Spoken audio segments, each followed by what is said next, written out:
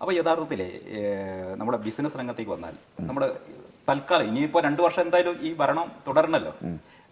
ഈ കേരളം കുറേ കൂടി ഒരു വ്യവസായികൾക്ക് സൗഹൃദമാകണമെങ്കിൽ മിനിമം എന്ത് തന്നെങ്കിലും വേണമെന്നാണ് സാർ പറയുന്നത്?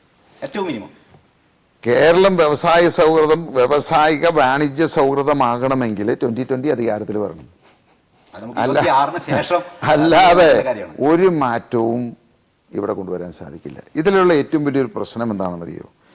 ഇവിടുത്തെ കോൺഗ്രസ് ആയിക്കോട്ടെ, കമ്മ്യൂണിസ്റ്റ് ആയിക്കോട്ടെ, ഒരു രാഷ്ട്രീയക്കാരനും 1% പോലും ഈ നാടിനോടോ ഇവിടുത്തെ ജനങ്ങളോടോ ഒരു കടപ്പാടുമില്ല, ആത്മാർത്ഥതയുമില്ല എന്നുള്ളതാണ്.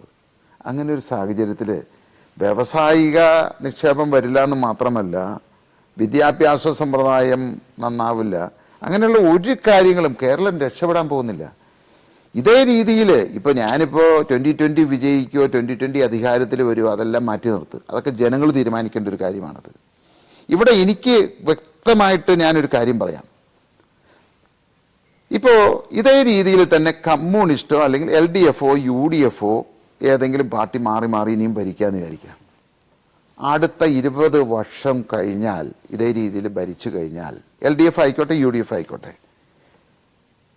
കേരളത്തിൽ മലയാളി എന്ന് പറയുന്ന വംശം നാമാവിശേഷമാവും. ഇത് എഴുതി വെച്ചോളൂ.